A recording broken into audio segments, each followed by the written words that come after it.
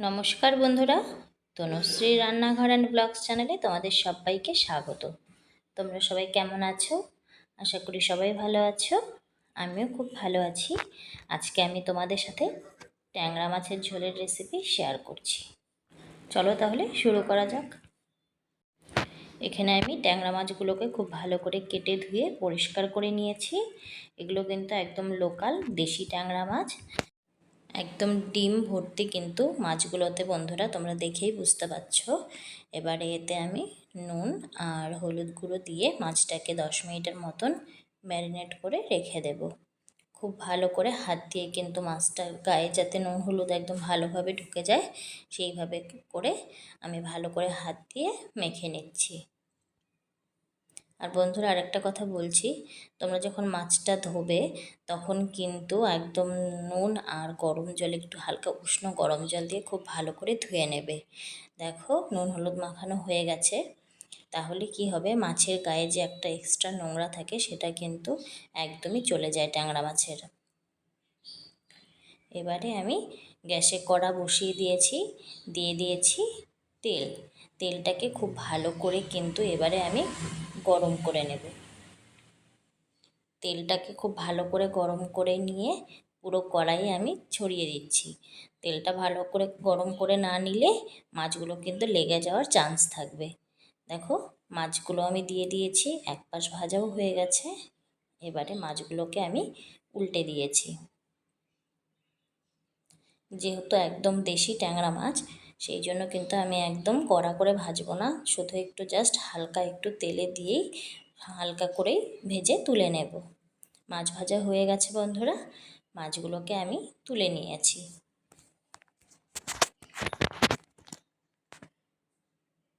এবারে মাছ ভেজে নেওয়ার পরে যে অবশিষ্ট তেলটা ছিল সেই তেলে আমি আরও কিছুটা পরিমাণে তেল অ্যাড করে দিয়েছি, আর দিয়ে দিয়েছি ফোড়নের জন্য একটা শুকনো লঙ্কা।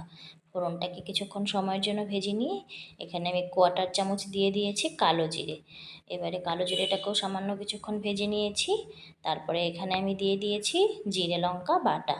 এখানে আমি 1/2 চামচ জিরে আর 4টে কাঁচা লঙ্কা শিলনোড়াতে বেটে নিয়েছি। তোমরা চাইলে মিক্সচারেও এটা পেস্ট করে নিতে পারো।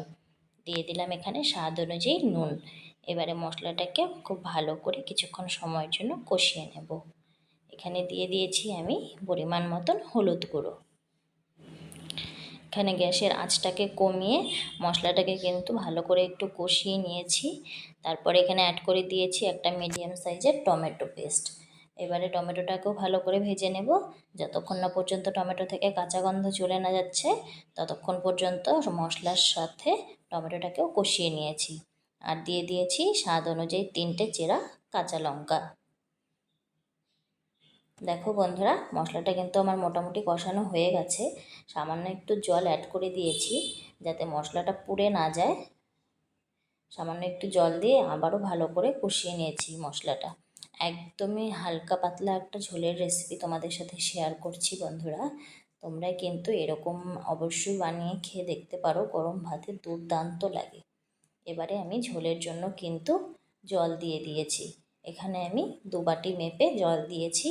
তোমরা যে যেরকম ঝোল খেতে পছন্দ করো সেই বুঝে জলটা দিয়ে দেবে। এবারে ঝোলটা ফুটে উঠলে যে মাছগুলো আমি ভেজে রেখেছিলাম সেই মাছটাকে অ্যাড করে দিয়েছি। এবারে 5 থেকে 7 মিনিটের মতন একটু ভালো করে ঝোলটাকে ফুটিয়ে নেব। নামানোর আগে আমি দিয়ে দিয়েছি ধনেপাতা কুচি। তাহলে কিন্তু ঝোলের যে ফ্লেভারটা সেটা দারুণ আসে বন্ধুরা। তোমরা যারা সকালে ভাত খেতে পছন্দ করো তারা এরকম হালকা পাতলা ঝোল একদম 10 মিনিটের মধ্যে চটজলদি বানিয়ে খেয়ে দেখতে পারো। আমি একটু নুনটা চেক করে নিয়েছিলাম, দেখলাম যে না নুনটা একটু কম কম লাগছে, সেই কারণে আমি আরও 1/2 চামচ নুন অ্যাড করে দিয়েছি।